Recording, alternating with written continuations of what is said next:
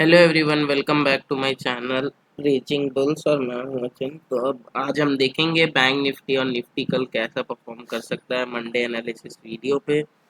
और कुछ स्टॉक्स देखेंगे जो कि मैं उसमें से दो स्टॉक्स लाया हूं पोजिशनल के लिए और एक इंट्राडे के लिए, तो आप उस पर नज़र रख सकते हैं।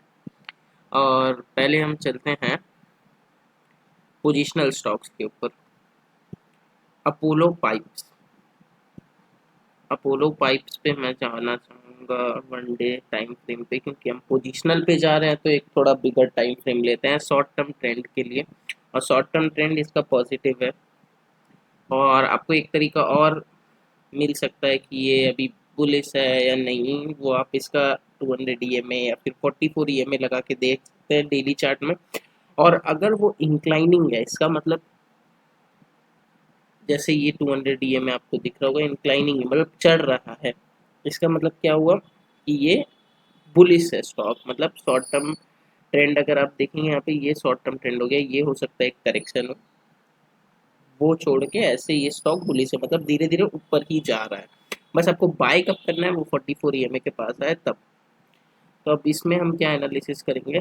फर्स्ट ऑफ ऑल हम देखेंगे कि ये एक इसमें ब्रेकआउट आया था, रीटेस्ट हुआ, रीटेस्ट होके ये ऊपर की तरफ चल गया। आप यहाँ पे देखेंगे ब्रेकआउट आया, ब्रेकआउट होके रीटेस्ट हुआ, रीटेस्ट होके ऊपर चल गया। अब ये कहाँ पे है, एकदम रेजिस्टेंस के पास। इस लाइन को अभी मैं हटा देता हूँ क्योंकि ये तो निकल चुका है। हाँ, तो यहाँ पे आप देखेंगे ये रेजिस्टेंस के पास है और यहाँ पे एक कंसोलिडेशन फॉर्म कर रहा है। यानी कि अब ये डिस्ट्रीब्यूशन है या एक्यूमुलेशन है, वो तो आपको होने के बाद पता चलेगा। जिस तरफ ब्रेकआउट आएगा उस तरफ से हम पता लगा लेंगे कि ये एक्यूमुलेशन है डिस्ट्रीब्यूशन। फर्स्ट ऑफ ऑल यहाँ पे मैं एक बॉक्स बना देता हूँ, इसको हम बोलेंगे डरवास बॉक्स। अब ये जिस तरफ ब्रेकआउट देगा उस तरफ ट्रेड हम लेंगे। अगर ऊपर की तरफ ब्रेकआउट दिया तो आप देख सकते हैं ये ऑल टाइम हाई पे जाएगा। और वॉल्यूम बहुत ही अच्छे हैं, वॉल्यूम बहुत ही अच्छे हैं, तो आप ऊपर इसको बाय करके रख सकते हैं। अगर ब्रेकआउट आता है बहुत ही बेहतरीन ब्रेकआउट रहेगा ये ऑल टाइम हाई के लिए। और अगर आप 1 आवर में जाके भी देखेंगे तो ये एक अच्छा कंसोलिडेशन है इस बॉक्स पे। रिस्क रिवॉर्ड रेशियो भी अच्छा है बनेगा। यहाँ पे आपका स्टॉप लॉस रहेगा, इसके थोड़े नीचे रखेंगे आप स्टॉप लॉस।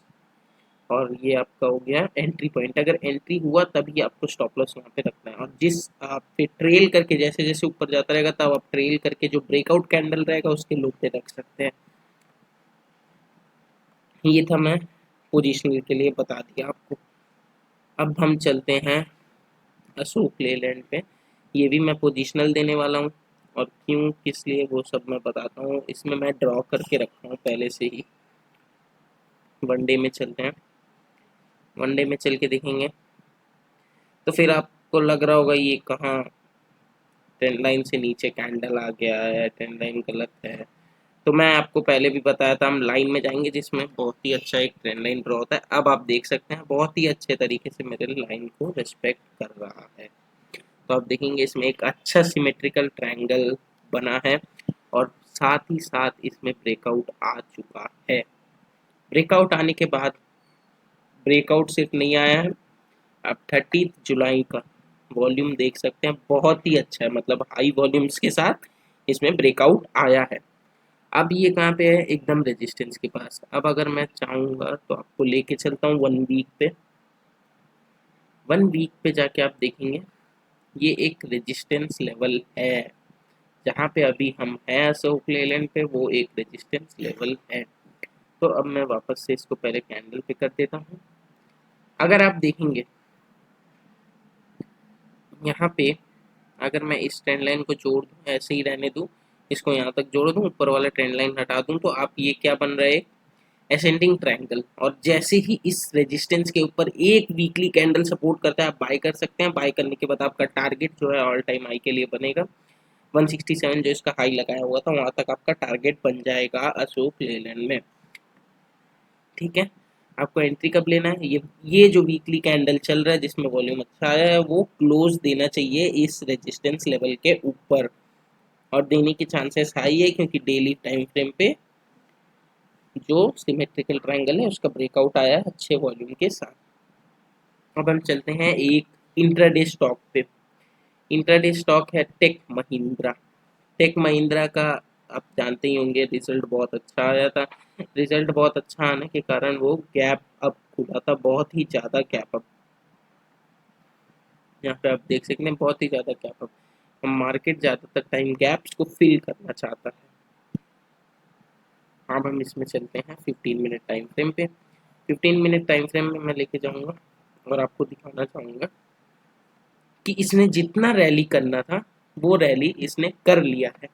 क्योंकि आप देखेंगे एक तो ओवरनाइट गेन मिला, उसके बाद वो ऊपर भी गया स्टॉक, तो वहाँ से अब प्रॉफिट बुकिंग धीरे धीरे आना शुरू हो गया है। कैसे पता चला? ये आप देखेंगे एक डाउन ट्रेंड है, स्टॉक ने पकड़ लिया है।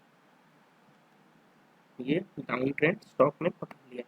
अब आपका काम क्या बनता है, कल ये स्टॉक जहाँ पे भी खुले, मार्केट ओपन हो ये भी ओपन होगा, निफ्टी जिस हिसाब से रहेगा, अगर निफ्टी बैंक निफ्टी वीक रहता है तो आप देखेंगे आईटी सेक्टर को खास करके आपको देखना होगा। अगर ये इस लाइन से रेजिस्टेंस फिर से फेस करता है, इस लाइन को रेस्पेक्ट करता है, तो आप यहाँ से सेल कर सकते हैं। फर्स्ट टारगेट जो आपका बनेगा वो यहाँ पे बनेगा लो पे, क्योंकि यहीं से मार्केट ऊपर की तरफ रिवर्स हुआ। पहले आप देखेंगे तो एक पुल बैक नीचे की तरफ आया था, वहां से ऊपर की तरफ टान दिया मार्केट ने, मतलब इस स्टॉक ने। तो मतलब ये एक सपोर्ट जोन बन चुका है, डिमांड जोन बन चुका है, जहाँ पे बायर्स एक्टिव होते हैं। तो फर्स्ट टारगेट आपका ये बनेगा, दूसरा टारगेट ये आपका गैप फिल करने के बाद यहाँ क्लोजिंग पे बन जाएगा। ये हो सकता है 2 दिन लग जाए, बट इंट्राडे में आप चाहें तो ये कम से कम लो तक का टारगेट बना सकते हैं 1174 का। ये था टेक महिंद्रा। अब हम चलते हैं निफ्टी और बैंक निफ्टी। निफ्टी में हम देखेंगे कि लास्ट 2 दिन बहुत अच्छा कंसोलिडेशन आया, एक धीरे धीरे चैनल पे या अप ट्रेंड पे चलता रहा, और उसके बाद अब कल लास्ट कुछ आवर्स में बहुत अच्छी सेलिंग आई निफ्टी में। निफ्टी में जितना भी करेक्शन बोल लो, प्रॉफिट बुकिंग बोल लो, लास्ट आवर में आ गई। अब अगर हम इसको 15 मिनट में ही रहने देते हैं, ये गैप आप देख रहे हैं, ठीक यहाँ पे क्लोज हुआ। ये गैप, मार्केट कभी भी सपोर्ट पे अगर बंद हो रहा है तो रिस्की हमेशा होता है जो कॉल बाय करके रखे हैं उनके लिए। ये गैप जो रह गया है अराउंड 20 to 20 पॉइंट्स का, ये निफ्टी एक कैंडल में ही फिल कर सकता है, तो ये निफ्टी के लिए फिल करना कोई बड़ा बात नहीं है। और यही गैप उसके लिए एज अ सपोर्टिव जोन बन सकता है, वो गैप फिल करके वापस से ऊपर की तरफ निकल सकता है। और ये गैप के बाद अगर आप देखेंगे तो यहाँ पे सपोर्ट भी है, सपोर्ट भी है, तो ये गैप फिल कर सकता है।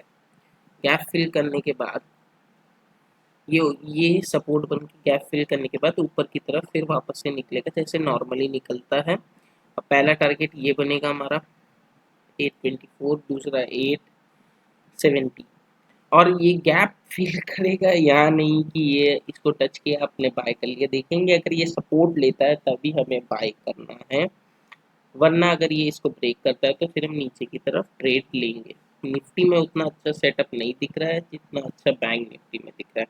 बैंक निफ्टी में हम चलेंगे, बैंक निफ्टी में ये सारे लेवल्स हटा देते हैं पहले।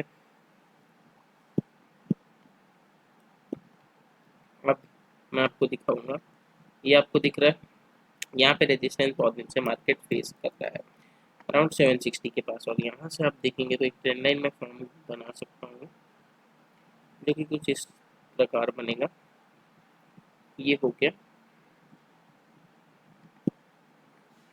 ये हो गया असेंडिंग ट्रायंगल। अब इसका टारगेट क्या है?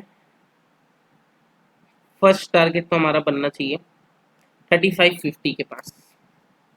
फर्स्ट टारगेट 3550 के पास। अगर मैं इसको आपको लाइन चार्ट में दिखाऊं तो आप देखेंगे ये इसको अच्छा तरीके से रेस्पेक्ट कर रहा है। ये देखिए ये मैंने छोड़ दिया यहाँ पे, इसको रेस्पेक्ट कर रहा है। टारगेट फर्स्ट ऑफ ऑल हमारा क्या बनना चाहिए?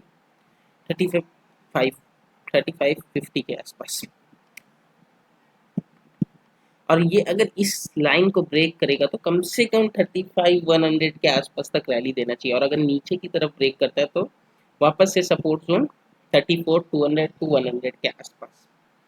और एक चीज़ दिखाऊंगा, मार्केट कभी भी 2 दिन पहला चीज को रिस्पेक्ट नहीं करते हुए जो बहुत पुराना है उसको ज़्यादा रिस्पेक्ट करता है। तो आप यहाँ से देखेंगे एक ट्रेंड लाइन बनता हुआ आ रहा था, मार्केट उसको कितनी अच्छी तरीके से रिस्पेक्ट कर रहा है।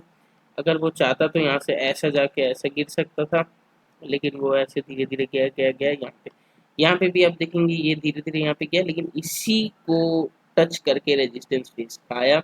अब ये रेजिस्टेंस में सेलर एक्टिवेट हुए हैं या नहीं वो आपको कल पता चलेगा। और कैसे पता चलेगा, अगर इस पॉइंट को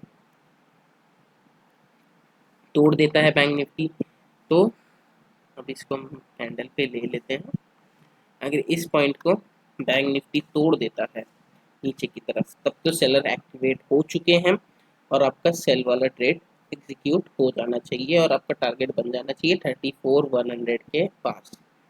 और अगर ये ऊपर की तरफ ब्रेकआउट देता है, असेंडिंग ट्रायंगल का ब्रेकआउट आता है तो आपका टारगेट बन जाना चाहिए 35-100 के आसपास। ये दो टारगेट बैंक निफ्टी में बन रहे हैं, और अगर ये आपको इस लेवल का टूटने का इंतजार नहीं करना है, जैसे ही इस ट्रेंड लाइन को ऊपर वाली ट्रेंड लाइन को ब्रेकआउट देगा ये आपको बाय करते हुए चलना है, और ये आपको अपने आप ये टारगेट पूरा मिल जाएगा।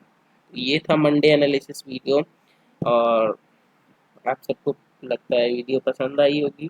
तो अगर पसंद आई है तो आप लाइक करें और ज़्यादा से ज़्यादा शेयर करें अपने दोस्तों के साथ, परिवार वालों के साथ जो कि स्टॉक मार्केट में इंटरेस्टेड है। और मैं देख रहा हूँ सब्सक्राइबर धीरे धीरे बढ़ रहे हैं, और जिस दिन 100 सब्सक्राइबर होगा उस दिन मैं एक स्पेशल वीडियो लेके आऊँगा साइकोलॉजी के ऊपर, ट्रेडिंग साइकोलॉजी के ऊपर। So thank you.